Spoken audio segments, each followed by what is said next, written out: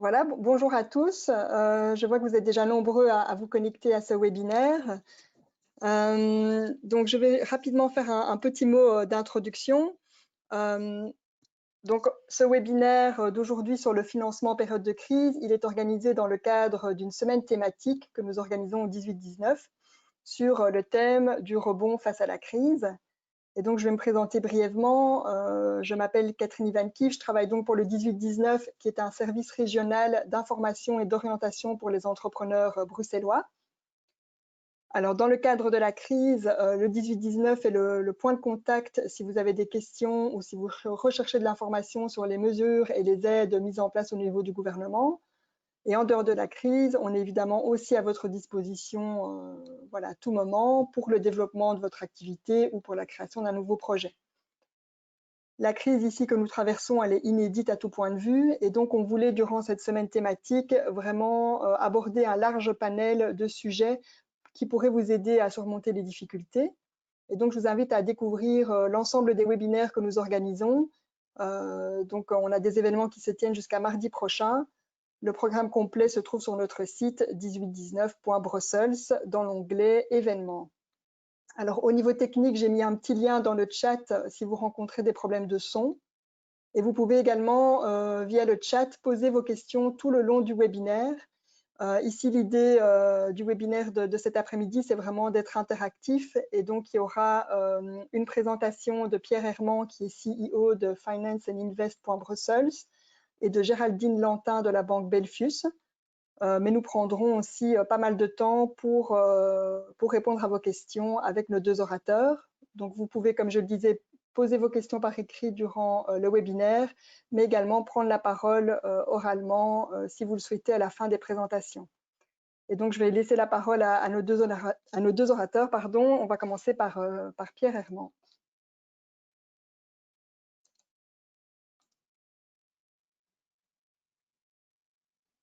Bonjour à tous.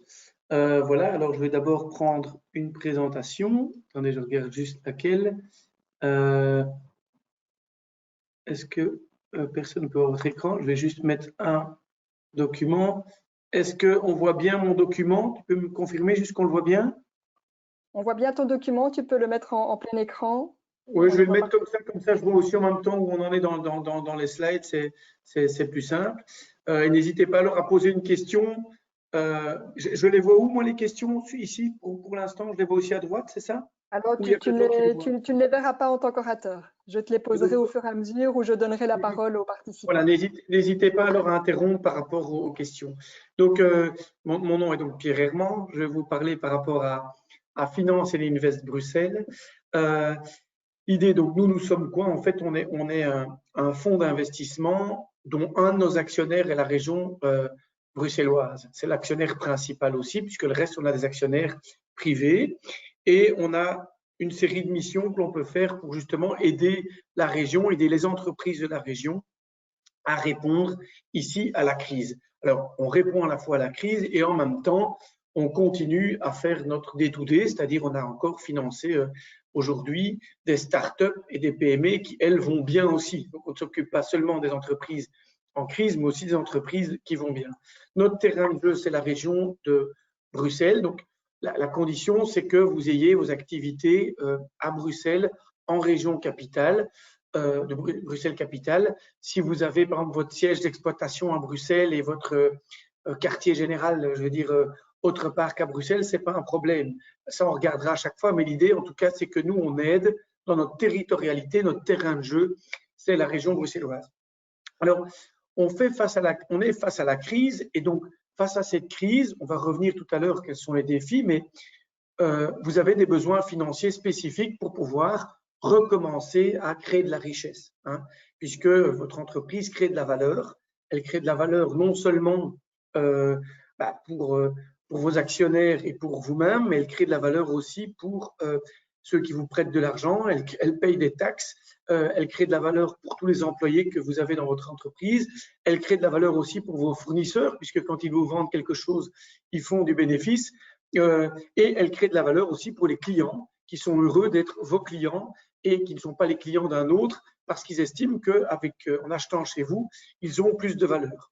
Pour la région, c'est clair que toute cette création de valeur est intéressante parce que le fait qu'on crée des emplois, le fait que votre entreprise crée une dynamique dans le quartier est intéressante. Et donc, c'est pour ça que la région vous soutient.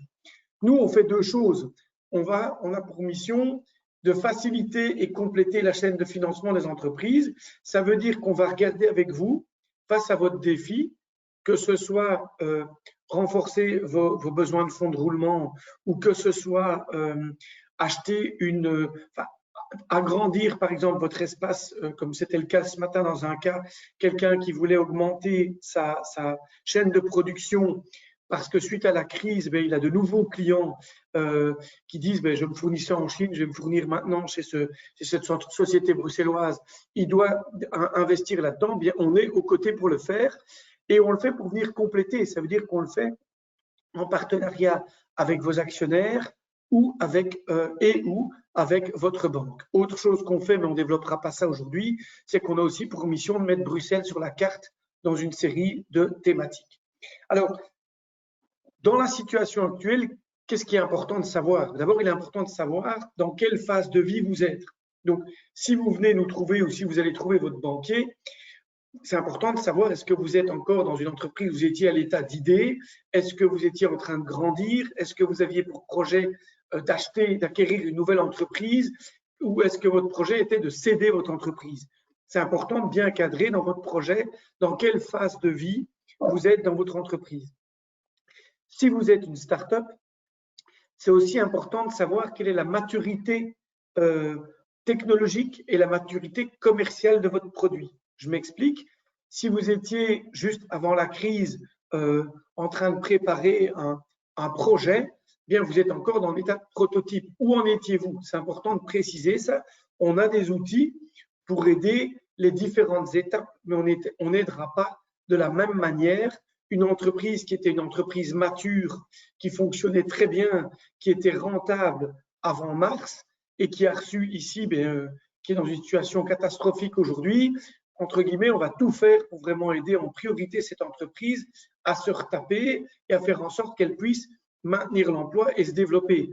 Une entreprise qui était encore juste à l'état de projet, peut-être que ça vaut la peine de se mettre un peu en état marmotte pendant un petit temps en attendant que votre marché se retape, que la situation se stabilise. Donc ça, on regardera aussi où vous en êtes. Je peux expliquer les termes, si certains souhaitent, au niveau maturité technique et au niveau maturité commerciale. Alors, comment on va vous aider? On va le faire au travers de 5 produits. Premièrement, il faut voir la nature du problème. Est-ce que vous avez un problème de liquidité ou est-ce que vous avez un problème de solvabilité?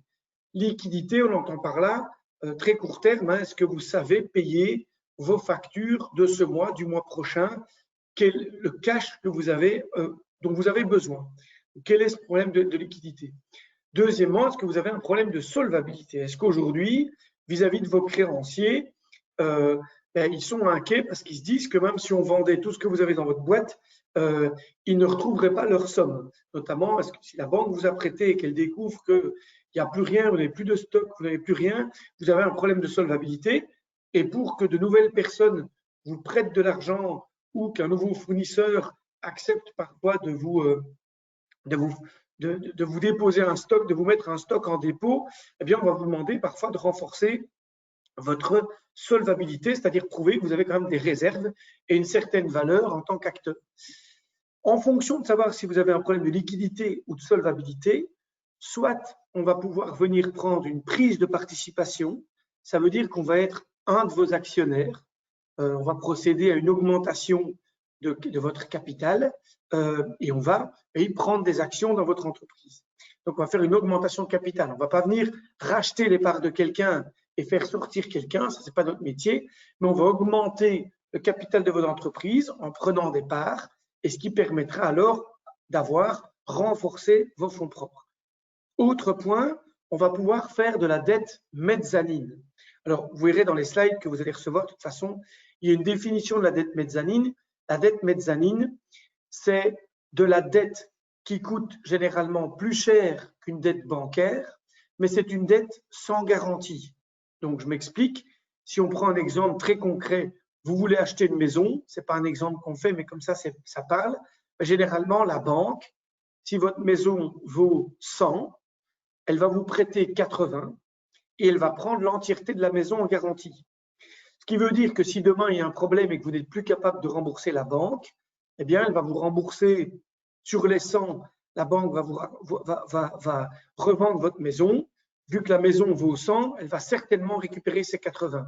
Donc, elle vous a prêté tout en ayant des garanties, donc elle n'a pas pris beaucoup de risques. Nous, quand on prête en dette mezzanine, c'est dans le cas où, par exemple, vous deviez faire un projet, la banque est d'accord de prêter et de prendre une série de garanties, mais pour le montant dont vous avez besoin, il y a un montant sur lequel on ne sait pas donner de garantie. Imaginons qu'il y a 200 000 à 300 000 euros, mais toutes les garanties ont été prises par votre banque et par d'autres créanciers. On va prêter à risque, et donc c'est pour ça qu'on prêtera pour les montants de plus de 100 000 euros, on prête en général entre du 4 à du 12%, mais c'est comme si on avait une action.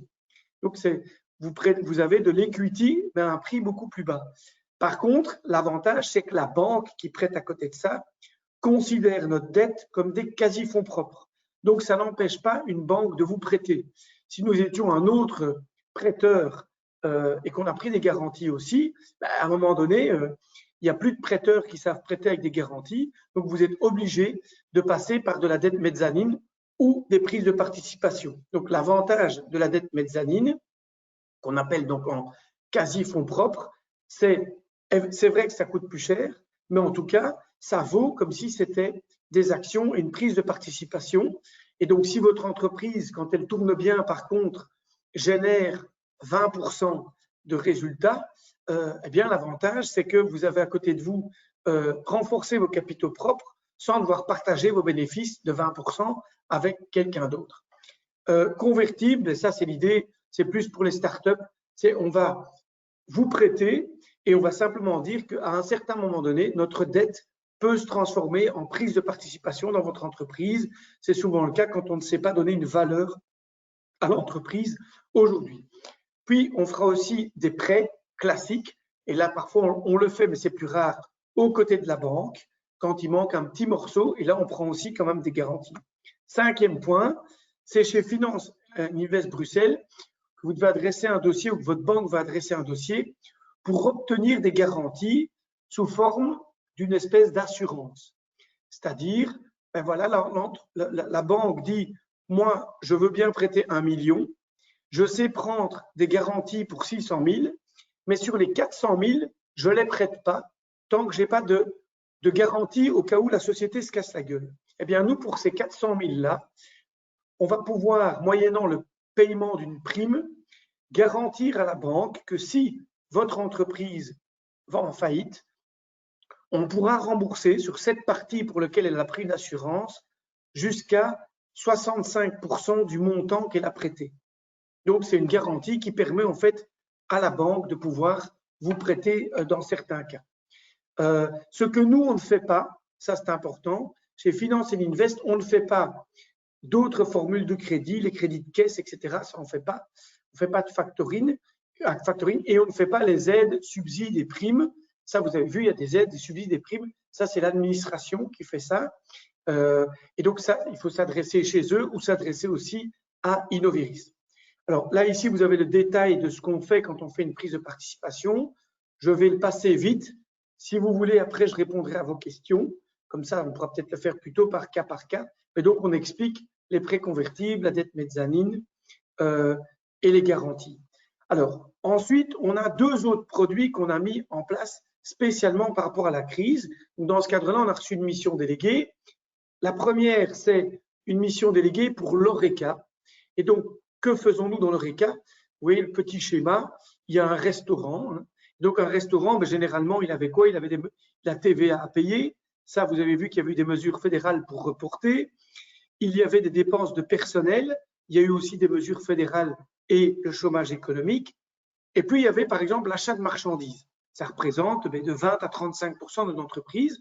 La première chose qu'on fait, pour les fournisseurs de l'ORECA, on prête via la mission déléguée à ces fournisseurs, on prête des montants qui permettent de calmer, entre guillemets, la tension qui existe entre les fournisseurs et certains établissements ORECA. Donc, je prends l'exemple, un fournisseur de viande bruxellois à qui on a prêté un montant qui était l'équivalent des dettes que ses clients Horeca avaient. Donc imaginons, il a 30 restaurants qui, suite à la crise, du jour au lendemain, ont dû fermer leurs portes, leur stock de viande a pourri et ces restaurants doivent de l'argent à ce fournisseur. Nous, on est venu fournir un montant qui peut aller jusqu'à 600 000 € à ce fournisseur pour dire, voilà, on vous prête ce montant-là, ce qui vous permet de recommencer à travailler avec vos clients bruxellois, sachant que chez nous, on n'a pas pris de garantie, donc c'est un prêt typiquement qu'une banque n'aurait pas forcément fait. Il n'y a pas de frais de dossier, il n'y a pas d'indemnité de réemploi. Donc, le jour où vous nous remboursez d'un coup, que vos clients vous remboursent, vous nous remboursez, vous n'avez pas de frais de remboursement anticipatifs. Normalement, les frais de réemploi, typiquement, si vous voulez rembourser un crédit d'un coup, vous devez payer 6 mois d'intérêt. Ici, ce n'est pas le cas. Et donc, ça permet de faire, entre guillemets, une forme de crédit pont sans frais de dossier et sans indemnité de réemploi. Ça, c'est ce qu'on a prévu pour les fournisseurs. Je terminais, on a aussi, vous voyez, un établissement Horeca aussi, des loyers, du leasing, des frais divers. Eh bien, un établissement Horeca, jusqu'à présent, c'était pour les établissements de plus de 50 personnes. Je vous dis en off, j'insiste, mais normalement, il y a une discussion pour que ce montant soit revu et que ça s'applique aussi aux établissements Horeca de 25 personnes. Donc, c'est quand même une certaine taille. On fait aussi là en direct aux établissements des prêts allant jusqu'à 600 000 € avec ces mêmes conditions. Donc, pas de garantie, c'est de la dette en quasi-fonds propres. Il n'y a pas de negative pledge. Alors là, je m'explique ce que c'est. Normalement, quand vous prêtez de l'argent, vous exigez d'avoir une clause de negative pledge. Ça veut dire quoi? Ça veut dire que si demain, moi, je vous ai prêté 500 000 € sans garantie, mais que demain, il y a quelqu'un d'autre, un de vos créanciers, qui vous prête 200 000 € et qui dit, moi, j'aurai comme garantie la maison de monsieur ou j'aurai comme garantie la cuisine du restaurant. Quand on a une clause de negative pledge, on a le droit à dire, avant de faire ça, moi, je veux aussi la moitié de ces garanties. Donc, ça vous empêche d'avoir parfois d'autres prêts. Nous, il n'y a pas de clause de negative pledge, ce qui est très rare. C'est justement pour vous permettre en fait de faire un crédit pont qui ne vous empêche pas d'avoir d'autres crédits par la suite. Et je vous le répète, il n'y a pas d'indemnité de réemploi. Ensuite, on a fait aussi des prêts Recover. Ça, c'est un prêt qu'on fait via Brussoc. Donc, Brussoc, c'est l'entité chez nous qui fait plutôt les TPE. Mince, je n'ai pas corrigé, je le fais direct maintenant. J'avais oublié de le faire la fois passée déjà. Donc, ici, c'est quoi? L'idée, c'est d'un financement du fonds de roulement. Donc, typiquement, vous êtes, par exemple, un magasin de chaussures bruxellois. Pour redémarrer, vous avez besoin d'un prêt de trésorerie allant jusqu'à 15 000 €. Eh bien, on va pouvoir vous le prêter très rapidement à un taux quasi ridicule de moins de 2%. Et en fait, ce taux, on va le faire s'il y a au moins 2 des 3 critères que vous voyez en dessous. Premier, c'est une évolution positive de votre CA en 2019. Le deuxième, c'est des bénéfices en 2019. Et le troisième, ce sont des fonds propres positifs. Imaginons que vous avez des fonds propres négatifs, mais que vous avez quand même fait des bénéfices en 2019, eh bien, c'est OK pour nous, on vous prête quand même. Imaginons que vous avez des fonds propres positifs, vous n'avez pas de bénéfices en 2019, mais qu'on voit que votre entreprise avait un chiffre d'affaires qui était en évolution positive par rapport à 2018, donc ça veut dire que vous êtes en train de regagner, entre guillemets, que vous êtes sur la bonne voie, eh bien, on vous prête aussi. Donc ça, c'est un prêt qui vient compléter effectivement d'autres moyens financiers dont vous bénéficiez. Mais imaginons justement, vu que c'est un prêt qu'on appelle non amortissable pour des fonds de roulement, ça veut dire que ce n'est pas un prêt où on vous demande d'acheter une machine. Vous dites juste, j'ai besoin de 15 000, je suis une entreprise, pour faire mon fonds de roulement, mon espèce d'argent de caisse comme ça, qui me permet d'à la fois payer, à la fois payer un peu mon stock à l'avance parce que mes clients ne m'ont pas entièrement payé. Donc, un fonds de roulement, comme on l'appelle, eh bien, on vous le prête, ce qui est moins évident pour une banque dans la situation actuelle. Et donc, ça, on pourra le faire et c'est un prêt qui peut aller jusqu'à 15 000 euros. Comment rentrer, que ce soit pour la mission Horeca ou les prêts Recover, vous passez par le 18-19 et là, on va vous aiguiller vers nous pour qu'on puisse vous adresser ce prêt. Voilà, ça, ce sont un peu les conditions. Alors, maintenant, très vite, j'allais dire Covid, mais c'est très vite. Comment peut-on faire pour, quand vous venez faire un dossier, alors, clé, après, je préfère me concentrer sur les questions et réponses. Ce qui est important quand vous allez voir votre banquier ou toute personne qui vous fera un prêt, c'est d'expliquer qu'aujourd'hui, vous avez un plan et vous avez un plan, on ne vous demande pas de faire un truc sur 5 ans, un plan pour les 6 à 12 mois et que vous dites, voilà, par exemple, je suis capable de dire quelle météo il fera demain dans mon secteur. Donc, de dire, ben voilà, est-ce que je dois me mettre encore à l'abri pendant 2 mois? Est-ce que mon chiffre d'affaires, j'estime que je vais avoir du moins 20%. Qu'est-ce que je vais faire avec mon personnel? Est-ce que je vais reprendre avec tout le personnel ou pas? Comment va se passer mon environnement direct?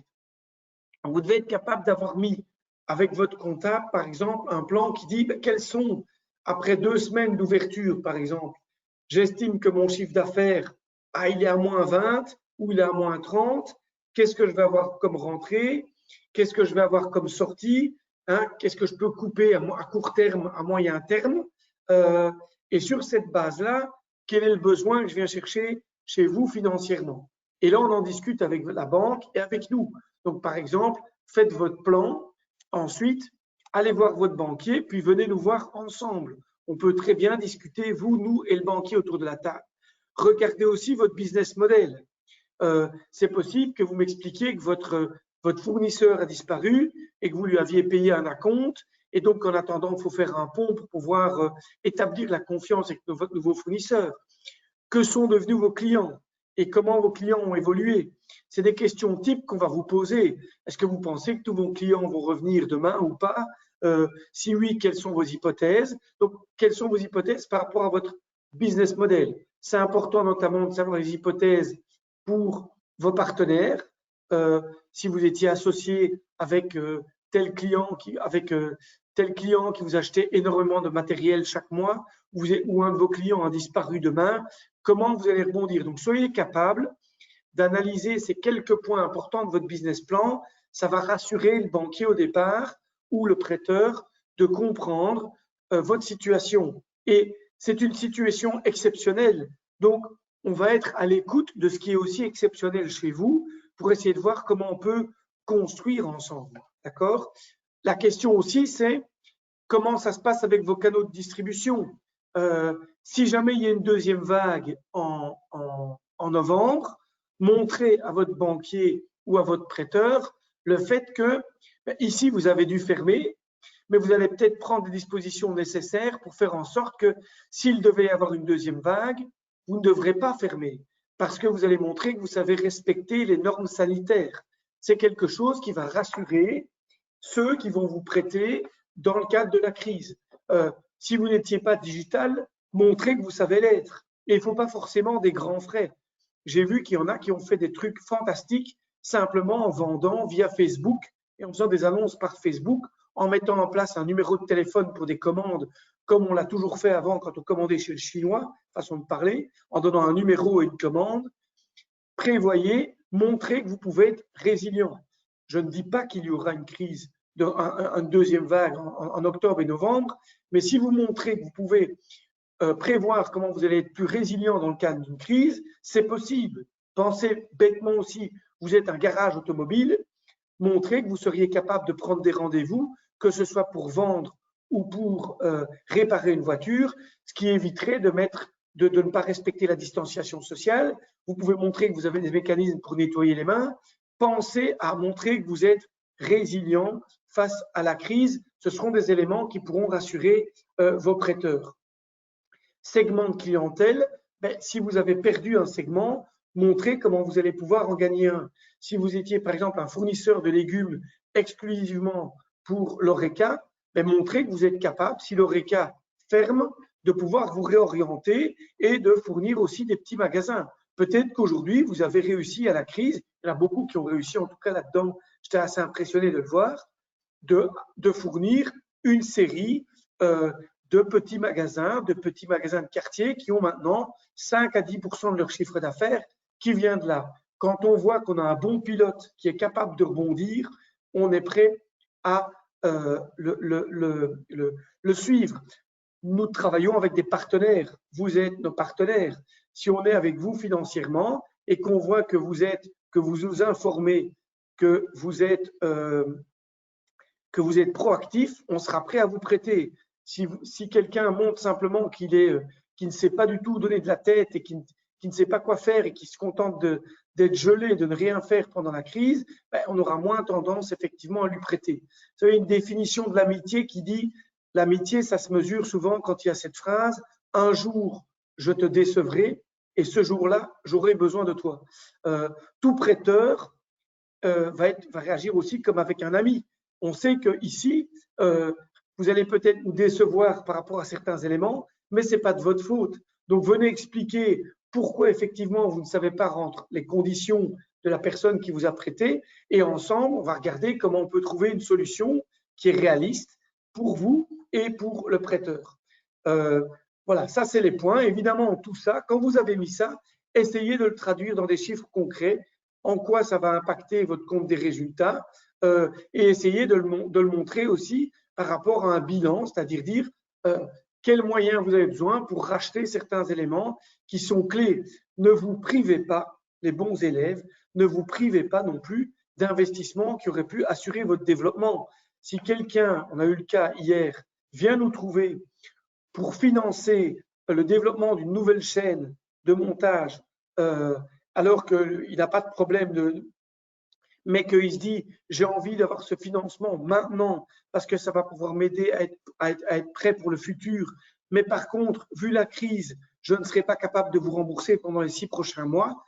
On fera des prêts avec moratoire. Donc, on est prêt aussi à être conscient avec vous du fait que pendant 6 mois, vous ne saurez pas nous rembourser, ce qui vous permet de remettre un petit côté de bas de laine, mais ce qui vous permettra de vous redresser. Donc, n'hésitez pas à dresser ça avec vos financiers. Un moratoire, c'est un sujet qui peut être abordé, que ce soit, généralement, vous obtiendrez le moratoire en principal, peut-être pas en intérêt, donc vous devrez payer tous les mois les intérêts, mais n'hésitez pas en fait à aborder ce sujet-là. Calculez aussi votre nouveau point mort, c'est-à-dire quel est le volume minimum nécessaire que vous avez besoin de faire, c'est important, pour pouvoir être à l'équilibre. C'est-à-dire faire en sorte que les ventes du mois couvrent les frais fixes de votre mois. Ça, vous devez être capable de trouver ce point mort et de le calculer. Si vous voulez, on reverra tout à l'heure s'il y a des questions, comment le calculer. Regardez votre politique de prix. Est-ce que après la crise, il y a lieu ou pas de revoir votre politique de prix? C'est un point important à regarder. Votre capacité de remboursement, si vous allez chercher un prêt, est-ce que vous serez prêt à le rembourser dans X mois? Regardez bien le cash que vous estimez que vous allez récupérer chaque fin de mois et est-ce que vous aurez une capacité de remboursement? C'est une question que tout prêteur va vous poser. Peut-être que vous pouvez avoir une capacité de remboursement qui est impossible dans les 4 mois, mais est possible dans 6 mois. Alors, on discute un moratoire et on peut entendre ce genre de discours.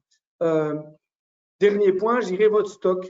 Quels sont les effets du Covid sur le volume, sur votre mixte? Est-ce que vous avez peut-être intérêt à réduire votre stock en termes de produits différents, mais peut-être avoir un stock où vous avez plus de réserves d'un produit qui marche super bien. De la sorte, si par exemple il y a une deuxième vague et que votre fournisseur ne sait plus vous livrer, vous êtes quand même capable de livrer des clients plus longtemps que ce que vous aviez fait ici. Donc ça peut aussi s'entendre d'avoir un plus gros stock, mais veillez alors à être sûr que vous avez bien un stock plus important pour les denrées qui se vendent facilement. Voilà. Avec ça, moi, je pense avoir fait un tour en une demi-heure, enfin une petite demi-heure. C'était ça que je voulais faire pour pouvoir avoir le temps de répondre à vos questions par la suite. Merci Pierre. Je vais donner la parole à Géraldine Lantin de chez Belfius avant de pouvoir faire le question-réponse à la fin de vos deux présentations. Bonjour à tous, bonjour à toutes. Alors, merci beaucoup pour le relais et merci Pierre pour toutes ces solutions déjà bien nombreuses proposées dans le cadre du contexte un peu particulier que nous vivons aujourd'hui. Alors, je vais me présenter. Donc, je m'appelle Géraldine Lantin, je suis business banking expert au sein de Belfus Banque et Assurance et j'ai une triple casquette. Donc, je travaille en étroite collaboration avec le réseau commercial, je suis décideur en comité de crédit et je représente aussi, on va dire, les besoins de terrain au niveau de groupes de travail au sein de décisions plus stratégiques au niveau de la banque. Donc, mon intervention aujourd'hui, alors je vais montrer mon écran, ce sera plus facile pour tout le monde si j'arrive, va vraiment mettre en évidence ce que le banquier, donc les solutions que le banquier peut proposer dans le contexte actuel. Alors, j'espère que vous voyez tous mon slideshow. J'en fais appel à notre coordinatrice. Oui, super. Oui, pas de problème. Donc, voilà. Donc, le rôle des banques aujourd'hui, le contexte, je pense que vous le connaissez tous, sinon vous ne seriez pas connectés à ce call. Et Pierre, il l'a bien précisé tout à l'heure aussi. Donc, il est clair vraiment que l'impact sur le chiffre d'affaires est loin d'être insignifiant pour la plupart d'entre vous. Et il est clair aussi que les banques vont et font actuellement preuve de beaucoup de dynamisme, je pense, par rapport aux engagements qu'elles ont prises vis-à-vis du fédéral et vis-à-vis de vous. Donc, il y a toute une série de mesures qui sont mises en place et dont certaines sont carrément, on va dire, cadrées par arrêté royal pour pouvoir donc soutenir l'économie dans ce contexte qui est difficile. Certainement, en tout cas, dans le cadre de la première vague qu'on connaît maintenant. J'espère non plus qu'il n'y aura pas donc de deuxième vague au mois d'octobre, comme certains experts le craignent. Mais donc à ce moment-là, il y a fort à parier évidemment qu'on continuera avec toutes les mesures de soutien et dans le même esprit que celles que nous avons aujourd'hui. Alors, quelles sont, on va dire, les approches typiques que vous pouvez espérer obtenir de votre banquier si vous ne les avez pas encore eues? Parce que je dois dire qu'au sein de Belfus, on a déjà octroyé beaucoup de franchises en capital, par exemple, à un nombre donc assez important de nos clients. Donc, je pense que par rapport à ce qu'on appelle le moratoire ou encore la carence ou la franchise, c'est-à-dire la suspension du report de paiement de vos mensualités, souvent en principal et moins souvent en intérêt, eh bien, il y a déjà quand même une grosse partie du travail qui a été fait. Si ça n'a pas encore été le cas pour vous, vraiment, n'hésitez pas à vous rendre chez votre banquier. Donc, c'est une procédure qui est quand même assez légère, qui permet d'alléger vos mensualités jusqu'à fin octobre, ce qui peut être déjà un buffer intéressant en lui-même. Et je dirais que ça s'octroie quand même assez facilement. Dans le comité de crédit, on a quand même rarement refusé une franchise. Il faut savoir que les raisons de refus, mais c'est vraiment des sociétés qui étaient déjà, on va dire, dans une situation négative avant le contexte du Covid-19, qui étaient donc déjà dans des procédures, comme on appelle chez nous, d'intensive care au niveau des banques, c'est-à-dire dans des situations de retard de mensualité ou avec d'autres signaux négatifs. Donc, ce qu'on appelle les critères d'éligibilité sont quand même assez larges et donc on a quand même rarement refusé des franchises au niveau de nos comités de crédit et on s'est engagé vraiment concrètement vis-à-vis du gouvernement et de Febelfin dans une charte qui vraiment est fort respectée. À côté de ça, donc, si une carence en capital n'est pas suffisante, nous avons aussi, donc toutes les banques propose ce qu'on appelle dans notre jargon un crédit Covid. Donc, qu'est-ce qu'un crédit Covid? C'est un crédit court terme sur 12 mois et qui a pour but de vous donner vraiment une bulle d'oxygène et vous permettre donc de parer à vos besoins de liquidité sur les 12 prochains mois. Donc, ça dépend d'une banque à l'autre. Pour certaines banques, ce sera une ligne court terme. Pour d'autres banques, ce sera un crédit amortissable, mais avec une franchise de 11 mois. Ça dépend vraiment des systèmes aussi informatiques de l'une ou l'autre banque. Mais quoi qu'il en soit, c'est vraiment une solution utile si vous devez faire face vraiment à des chutes de chiffre d'affaires importantes et que vous devez consacrer en quelques mois à recouvrer votre trésorerie habituelle. Alors, il faut savoir qu'en plus, donc ce crédit Covid est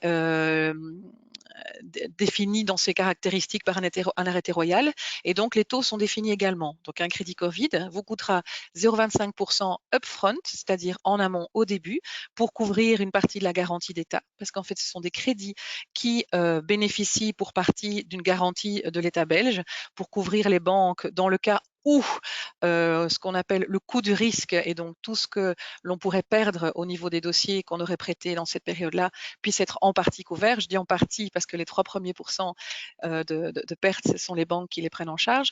Mais donc tout ça pour vous dire que donc il y aura 0,25% upfront à payer comme rémunération de cette garantie et un taux de 1,25 en dehors.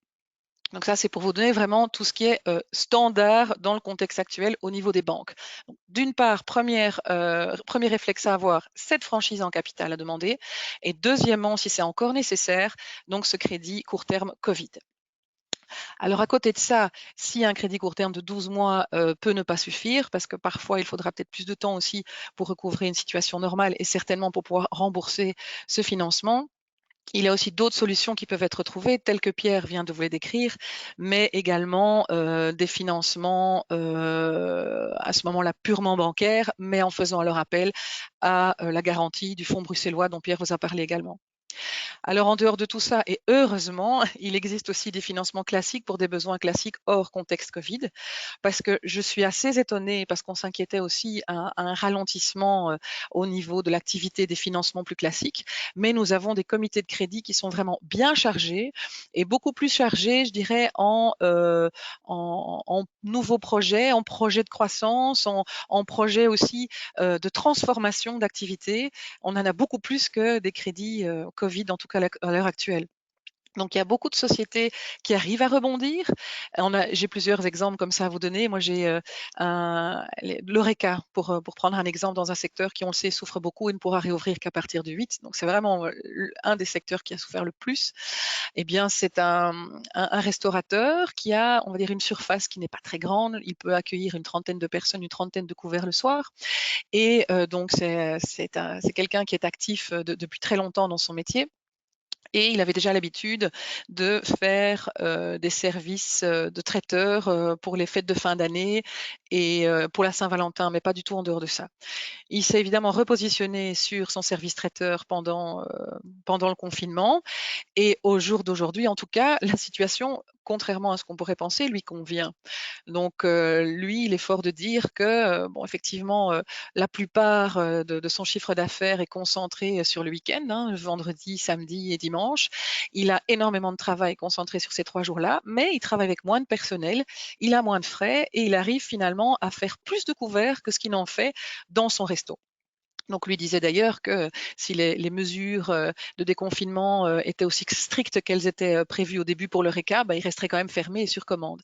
Donc, lui vraiment s'est bien repositionné dans ce contexte de crise et va essayer en tout cas de développer encore plus son système de vente à l'emporter, même s'il sait que ça va un petit peu diminuer évidemment du fait du déconfinement. Mais donc, lui s'en sort vraiment pas mal. Et dans le milieu de la restauration, il y a d'autres exemples comme ça aussi encore, où même certains grands noms de la restauration et même des chefs étoilés se sont positionnés aussi sur des marchés un petit peu alternatifs par rapport à leurs habitudes. Et donc, ça a permis de renforcer, en tout cas de compenser une partie de leur non significative de leur chiffre d'affaires. Donc, des rebonds, il y en a. Et comme le disait Pierre, il faut vraiment surfer dessus et essayer de se poser vraiment les bonnes questions, de se dire, OK, mais comment les consommateurs vont s'adapter à ce nouveau mode de vivre, qu'elles vont anticiper vraiment les nouvelles habitudes pour pouvoir vraiment surfer sur cette vague. Donc, même dans les secteurs un peu plus compliqués, il y a toujours moyen de trouver un levier. Donc, ça, je pense que c'est important. Et heureusement, donc, nous finançons évidemment encore les nouveaux projets et il y en a heureusement pas mal qui voient encore le jour. Vous allez sans doute me demander, OK, mais bon, chez le banquier, hein, en général, c'est pas sur base d'un simple sourire qu'on va m'octroyer des financements complémentaires ou une aide par rapport à l'état de mes encours crédits actuels. Bien, ici, je vous ai repris sur un simple slide vraiment tout ce dont vous aurez besoin auprès du banquier pour avoir gain de cause pour votre franchise ou votre financement. Plutôt pour votre financement, parce que pour la franchise, je vous l'ai dit, c'est quand même, ou le moratoire comme on l'appelle aussi, là vraiment, c'est quand même un peu plus light. Mais donc ici, c'est vraiment dans le contexte d'une demande de crédit liée à un manque de trésorerie lié au contexte Covid. Alors, comme Pierre l'a dit tout à l'heure, et c'est le propre du banquier, le banquier, il est plutôt frileux de manière générale. Donc, le banquier prête en bon père de famille, donc il gère l'épargne de tout un chacun en Belgique et ailleurs ou ailleurs pour pouvoir financer via crédit l'économie, et donc il va de le faire de façon prudente, donc via de la dette classique. Et donc pour cela, il doit maîtriser son risque. Et comment vous pourrez le rassurer? Eh bien, en lui faisant comprendre le mieux possible votre activité et aussi votre façon de la gérer au mieux et de vous adapter au contexte actuel. Donc, comme ça a été dit tout à l'heure, ce qui est vraiment super important à comprendre, c'est l'impact du contexte Covid sur votre activité. Ça ne saute pas toujours aux yeux. Donc, parce qu'on peut parfois voir aussi des sociétés purement immobilières et ne pas comprendre tout de suite que, effectivement, s'il y a 50% de commerces, plutôt de drilles commerciaux, effectivement, ça a un impact puisque la plupart des loyers sont négociés également, voire suspendus. Donc, c'est vraiment important. L'immobilier était peut-être un exemple assez simple, mais il y a d'autres exemples qui sautent moins aux yeux. Donc, de vraiment montrer aux banquiers l'impact du contexte Covid sur votre activité. Important aussi de le mesurer le plus possible, et ça, Pierre le disait tout à l'heure aussi, montrer que vous maîtrisez certains indicateurs clés de votre entreprise. Donc, il est clair que vous serez aidé de votre comptable, mais c'est bien aussi que le banquier puisse vraiment sentir que vous maîtrisez votre business et que vous savez de quoi vous parlez. Donc, d'avoir vraiment quelques chiffres clés, quelques éléments qui permettront au banquier de se dire, OK, oui, il est bien à la barre, et aussi au niveau des finances. Alors, ce qui serait important de montrer aux banquiers, c'est vraiment les mesures que vous avez prises, certainement en termes de coûts. Donc, par exemple, quand est-ce que vous avez mis, si vous l'avez fait, vos équipes en chômage économique? Est-ce que vous avez négocié certains coûts auprès de vos fournisseurs? Donc, tout ça est vraiment important pour voir dans quelle mesure vous avez vraiment essayé de mener de front et d'essayer de diminuer vraiment l'impact de la crise sur votre PNL actuel.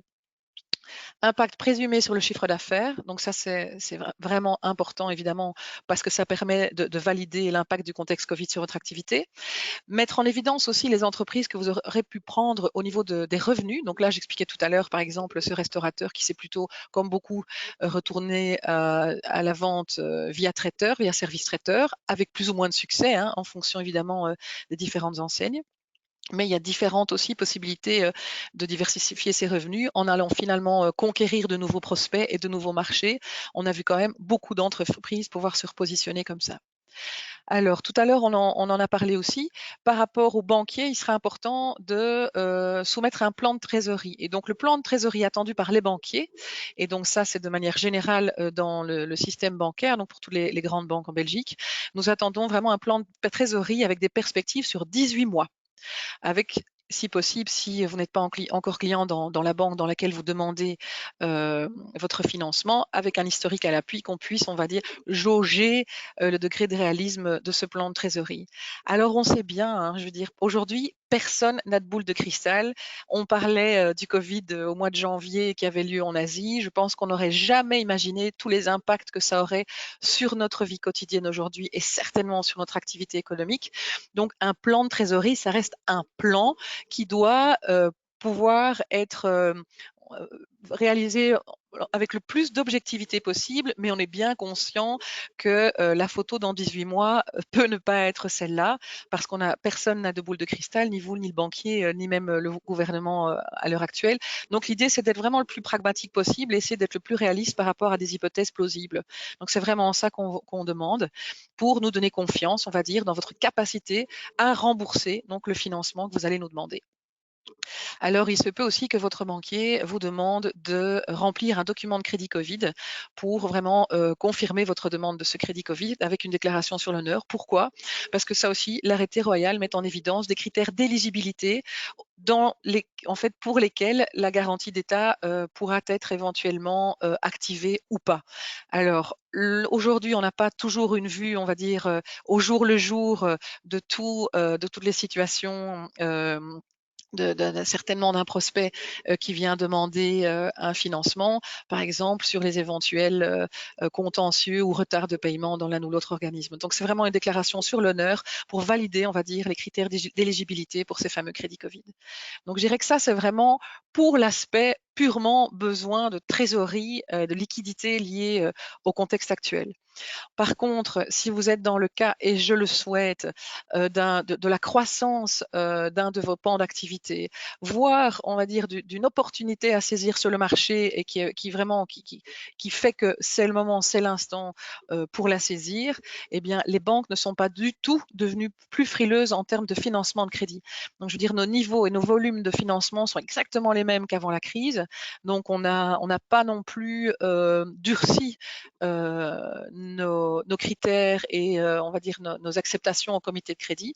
Donc pour autant que l'impact Covid, s'il y en a, est décrit dans votre plan financier, pour autant que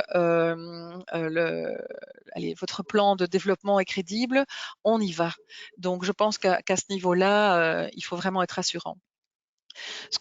Là, pour vous parler vraiment, ici on est entre nous, mais par rapport à toute cette crise, nous pensons que les prochains mois, c'est clair, vont être décisifs. Et on s'attend évidemment à ce qu'il y ait une série de sociétés qui ne tiennent pas le coup. On espère évidemment le moins possible, mais pour tout le monde, hein, que ce soit pour l'économie, pour la Belgique, pour vous, pour nous. Mais par rapport en tout cas aux opportunités qui existent, on est vraiment hyper confiant.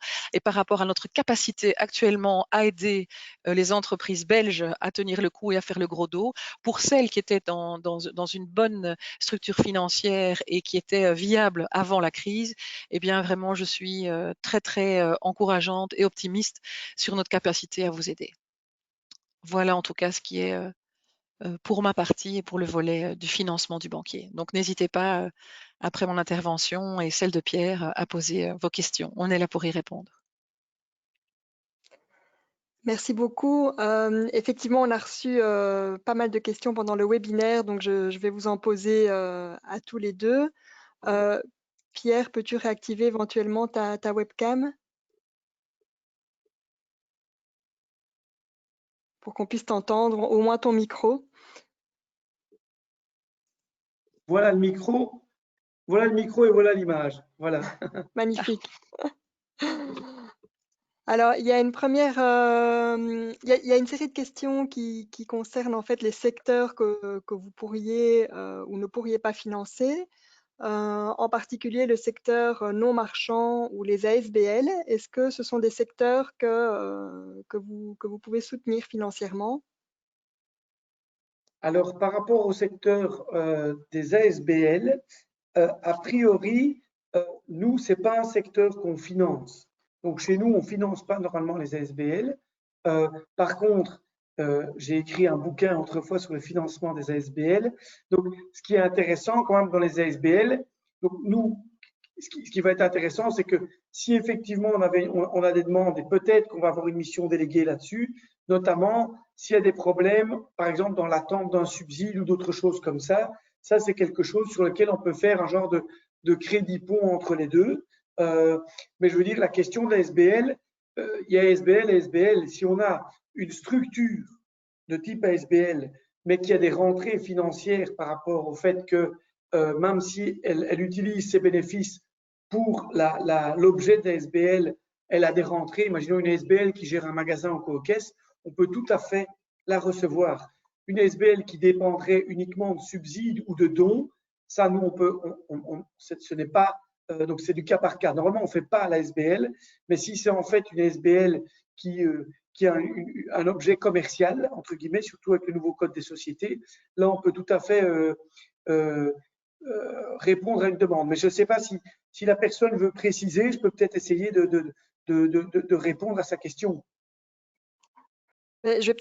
On va peut-être déjà laisser la parole à Géraldine. Okay. Et puis effectivement, en tant que participant, vous avez la possibilité de lever la main. Et donc, je peux vous donner la parole si vous voulez des précisions par rapport aux ASBL.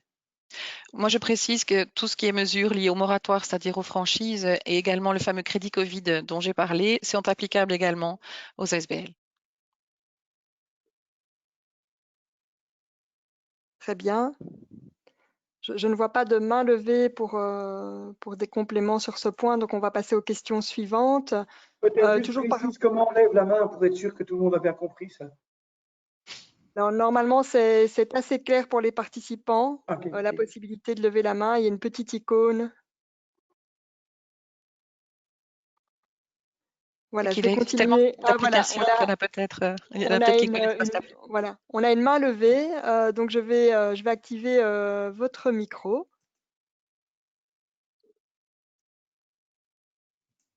On ne vous entend pas. Normal. Ouais, non, la personne c'était peut-être une erreur. Bon, je vais continuer avec les questions N'ose écrites. plus. On en a déjà, voilà, peut-être. On en a déjà pas mal. Donc aussi par rapport au secteur visé, est-ce que vous pouvez financer des sociétés de services? Oui, Oui, tout à évidemment. fait. Voilà, donc ça c'était une réponse assez claire et unanime. La Ouais. question quand même qui va toujours être importante, ça va être de dire, OK, donc c'est la création de richesse nécessite des investissements qui doivent être financés et rentables.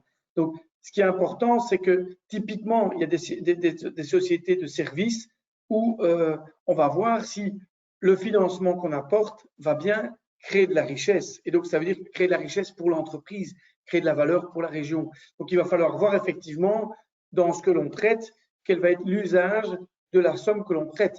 Je veux dire, une société qui, par exemple, nous dit, moi, j'ai des gens, une société de consultance qui dirait, j'ai des gens sur le bench et je dois payer des salaires, elle ne va faire que, parce que j'ai pas de business pour eux du tout pour l'instant, faire un crédit pour ça, on ne va faire que finalement alourdir le fardeau de l'entreprise à long terme. Ça ne va pas augmenter la création de richesse à long terme et donc ce ne serait pas rendre service de prêter. Donc, par contre, une société qui dit, oups, là, j'ai un gros problème, j'ai d'un coup toute une série de clients qui me font une commande et je dois préfinancer les salaires parce que moi, on me paye à 60 jours alors que je dois payer mes clients, mes salariés à 30 jours ou mes consultants à 30 jours, ben là, on va pouvoir venir trouver une solution pour aider à relancer. Je ne sais pas si Géraldine partage mon approche, mais Oui. dans ce cadre-là, on peut le financer parce qu'on sait qu'en fait, c'est aider à ramorcer la pompe pour que ça fonctionne. Mais il faut être sûr que, et je pense que c'est parce que notre intention est dans votre intérêt et dans l'intérêt du porteur. Il faut bien être sûr que l'argent qu'on utilise, elle va pouvoir rapporter plus que ce qu'elle ne coûte. Et dès le moment où il y a ça, ça vous permet alors de redémarrer. Je pense aussi qu'un point qu'il faut dire, c'est de dire qu'avec vos fournisseurs, aujourd'hui, il y a peut-être aussi une discussion en disant écoute, je suis prêt à te recommander, mais qu'est-ce qu'on fait de la dernière facture? Je sais la payer, mais je peux peut-être aussi négocier une partie de la facture en disant tu laisses tomber ta marge, mais moi je sais te payer tout de suite. Et on a fait quelque chose qui nous permet ensemble de redémarrer. Donc il va falloir vraiment, moi j'insiste sur la nécessité de la médiation et d'être le pilote d'entreprise. Moi j'étais, avant d'être dans ce fauteuil, où je suis que peut-être provisoirement aussi. Moi, je suis là pour 6-7 ans. J'avais envie de faire un peu de public, mais j'étais 18 ans dans le privé. C'est clair que quand on avait des nuits blanches parce qu'on ne s'est pas payé, etc., on discute avec ses partenaires. Ici, ce qui va être clé, c'est votre capacité à discuter avec vos fournisseurs, avec vos clients, ceux qui ne vous ont pas payé, mais vous vous dites, tiens, je pense que s'il redémarre, il me sera redevable. Je peux peut-être faire un effort de laisser tomber 20% la dernière facture s'il me commande et qui préfinance une partie, par exemple. Mais vraiment, ayez ce bon sens-là. Je pense que ça va de soi pour les commerçants que nous sommes tous au fond, mais ça me paraît être quelque chose d'important à souligner. Et ils vont rarement refuser. Nous, on a vraiment beaucoup de clients qui l'ont fait et ils savent très bien aussi, ils ont besoin de vous aussi. Donc, c'est vraiment l'idée de se tenir dans la main et de rester fidèle et de maintenir une relation de confiance ensemble. Donc, il ne faut vraiment pas hésiter. Merci. J'ai une main levée, donc je vais essayer de donner la parole à Monsieur Hollinger, s'il le souhaite.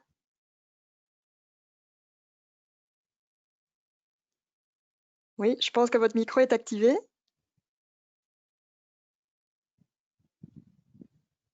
On entend quelque chose. Moi, je n'entends pas. Non, on ne vous entend pas. Il faut que le micro devienne vert. C'est ça, il faut cliquer sur le micro. Oui, le micro est vert, mais on n'entend pas. Donc, on va peut-être pas perdre trop de temps. Ou écrivez la question alors, comme ça on peut peut-être essayer de… Ce serait jamais. Voilà. Alors, Pierre, par rapport au prairie cover, il y avait des questions par rapport à la garantie qui serait éventuellement à donner et par rapport à l'échéance. Donc, j'imagine par rapport à la durée possible de ce prêt. Il n'y a pas de garantie. Et si je ne me trompe pas, c'est 48 mois, je pense. Merci. Alors, une question plus générale, est-ce que, en plus des aides financières, est-ce que vous proposez également un accompagnement humain, un apport de compétences, par exemple? Alors, chez nous, on ne peut pas être jugé parti. Donc, on va faire le bon sens, mais l'idée, c'est vraiment de vous réorienter. Et ça, c'est important. Chez Hub, il y a donc un service qui a été mis d'accompagnement. Et donc, vous pouvez aller demander pour aller préparer votre dossier, avoir quelqu'un qui vous aide, ce qui nous permet à nous, évidemment, on va être bienveillant. Donc, on ne va pas vous casser bêtement si votre projet ne tient pas la route, mais notre analyste ne peut pas faire le job à votre place parce que sinon, il ne peut pas le juger de manière objective par la suite.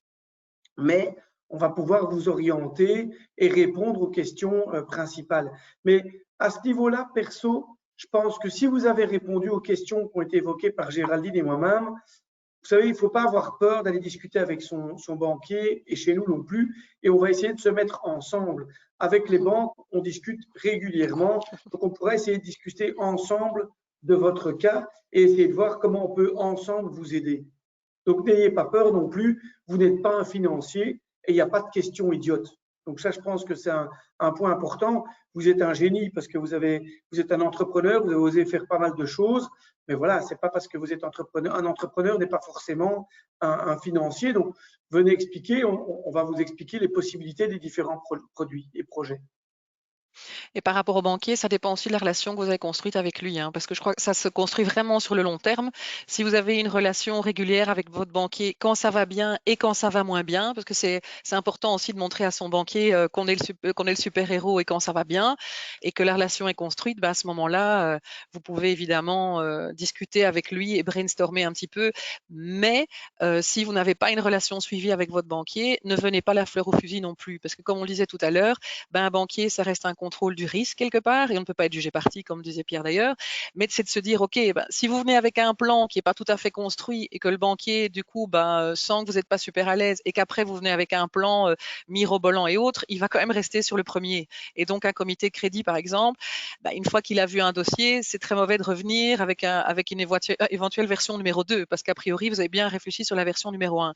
Donc, je dirais, essayez quand même de vous accompagner le plus possible, de profiter du coup des services proposés par le Hub, de profiter aussi de la compétence et du temps de votre comptable. Normalement, il aura du temps à vous donner parce que c'est son rôle aussi de vous aider dans le contexte actuel.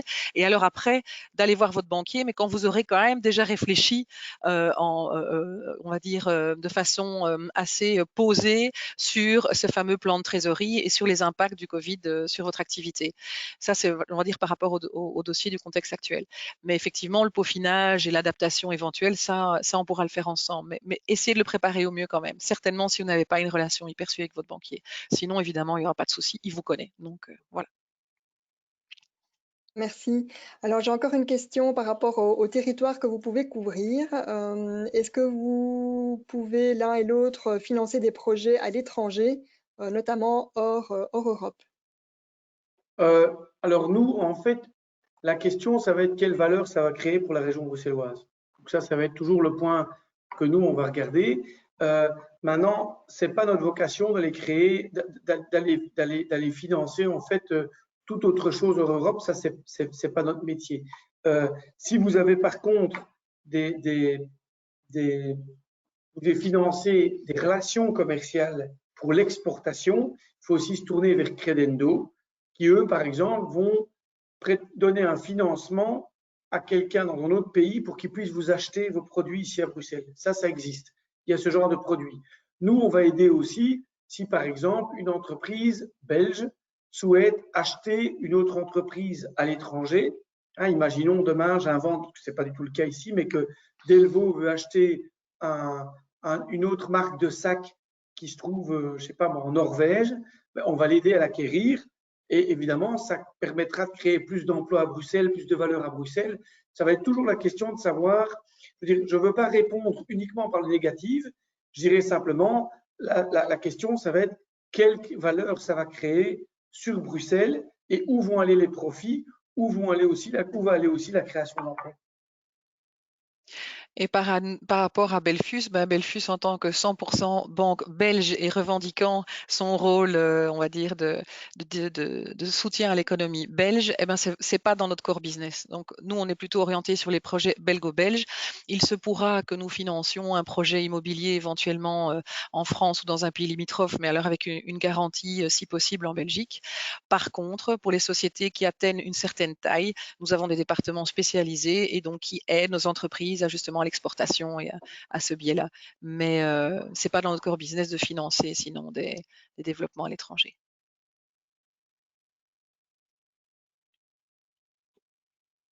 Merci. Je prends connaissance des toutes dernières questions qui arrivent. Donc de nouveau, ici on est vraiment dans des questions très précises sur de nouveau la durée maximale des prêts en cas de rachat d'une société étrangère précisément. Donc, on peut éventuellement donner nos coordonnées aussi. Voilà, des durées maximales. Là, on rentre peut-être dans des cas par cas, donc c'est peut-être l'occasion effectivement de laisser vos coordonnées ou les possibilités pour vous contacter. Rachat de société, rachat de part, de manière générale, on limite à 7 ans. Sauf s'il y a de l'immobilier derrière, on peut tirer vers 10-15 de manière générale. Et donc, si effectivement ça se justifie et avec un pied plus important en Belgique, on va dire qu'à l'étranger, ça peut, mais il faut que cette proportion-là soit quand même faible. Et alors, maximum sur des durées, idéalement 7 ans pour rachat de part. Et s'il y a de l'immobilier derrière, on peut peut-être éventuellement tirer un peu plus. En espérant que ça réponde à la question. Chez nous, c'est la même chose. C'est souvent des prêts de 4 ans à 7 ans. Et quand on fait une prise de participation, j'avais oublié que quand on achète des actions dans une boîte, il y a une phrase qui dit quand on rentre dans un bal masqué éclairé à la bougie, il vaut mieux être proche de la sortie. Donc nous, on doit savoir sortir aussi. Vous aussi, si vous êtes entrepreneur, si vous achetez un jour des parts d'une boîte, même si la boîte est superbe, si jamais il n'y a pas de liquidité, c'est-à-dire que personne ne peut un jour vous racheter, vous n'allez jamais sortir de cette boîte. Donc vous avez simplement coincé de l'argent dans une boîte. Donc si elle vous donne un beau salaire et si elle vous paye pas mal de choses, c'est intéressant. Mais si vous voulez juste jouer au financier pour soutenir le développement d'une boîte, pensez toujours à si je rentre, est-ce que je sors? Si je ne sais pas sortir, alors il vaut mieux faire un prêt que de faire une prise de participation. Donc parfois, je voyais qu'il y en avait qui parlaient tout à l'heure de la demande de la définition de la start-up. Nous, une start-up, typiquement, c'est une boîte qu'on doit aider parce qu'elle a une grande ambition et on va rentrer dedans avec l'objectif d'en sortir dans les 7 ans dès que la boîte pourra voler de ses propres ailes. Mais on doit sortir, donc ça veut dire que quelqu'un doit nous racheter. Généralement, c'est quelqu'un qu'on va appeler de la smart money, donc quelqu'un qui va apporter une valeur ajoutée à cette société en rentrant et l'aidant à grandir. Merci.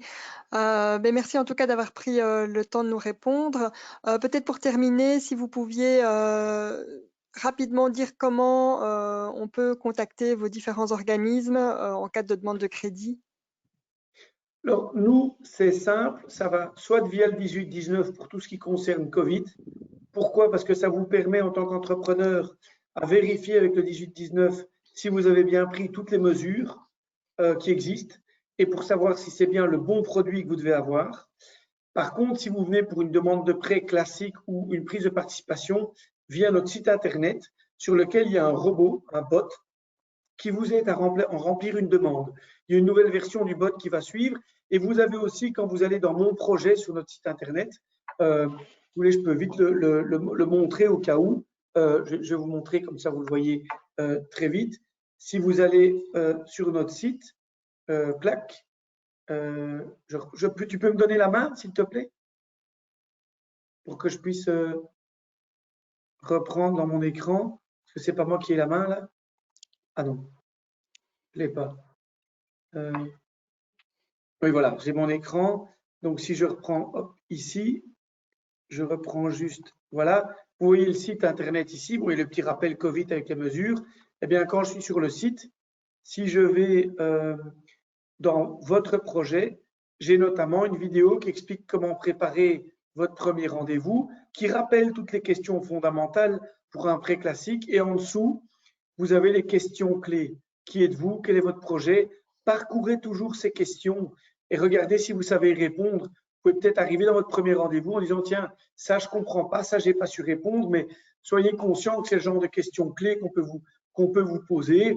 Et là, vous verrez effectivement que vous avez une vidéo qui explique, on voit nos analystes qui expliquent comment faire un rendez-vous. On vous réexplique aussi dans nos solutions, c'est quoi de la dette subordonnée. Vous avez une prise de participation, la dette mezzanine, le prêt, le cofinancement, il y a ces éléments-là. Et vous l'avez aussi bien pour les startups, scale-up et PME que pour les TPE, où on voit les projets type Rise Up, Open Up, sont des prêts qui vont de 15 là, à 100 000 euros. Et pour la banque, n'hésitez vraiment pas à pousser la porte de votre banquier, hein, quel qu'il soit. Bon, si c'est Belfus, je serais encore plus contente. Mais donc vraiment pas. Donc ils sont tous au courant de toutes les mesures qui existent puisqu'elles sont vraiment officialisées dans toutes les banques. Donc n'hésitez pas donc à pousser la porte de votre banquier. Et sinon, vous pouvez faire appel à Catherine si vous avez besoin de coordonnées plus locales auprès de chez vous. Si vous avez besoin d'une personne de contact, il ne faut pas hésiter. Et notre site internet est aussi assez bien fait par rapport à tout ce qui est demandé par le banquier dans le cadre du lancement d'une activité ou bien de la croissance d'une entreprise de manière générale. Donc, n'hésitez pas à jeter un coup d'œil aussi sur belfus.be. Merci à tous les deux. Alors, je vois qu'il y a encore des questions qui arrivent, mais on est un petit peu pris par le temps. Donc, oui, pour rappel, n'hésitez pas à contacter le 18-19 hein, pour être orienté dans vos questionnements, dans vos difficultés. Donc, le plus facile, c'est de nous contacter par téléphone au numéro 18-19 du lundi au vendredi de 9h à 17h. Alors pour répondre aussi à une dernière question par rapport à des difficultés, voilà, de manière générale, il faut savoir aussi qu'au niveau régional, il y a un service d'accompagnement d'urgence qui a été mis en place et qui réunit toute une série de partenaires à Bruxelles qui peut vraiment vous permettre de faire un diagnostic de votre situation et de trouver des solutions de relance. Et donc, n'hésitez pas à contacter le 18-19 pour plus d'informations et pour qu'on vous envoie par email le formulaire de contact si vous souhaitez solliciter cet accompagnement. Voilà, je vous souhaite une bonne après-midi. À moins que vous ayez quelque chose à rajouter, on va clôturer ce webinaire. Et voilà, au plaisir de vous revoir lors des prochains événements de cette semaine.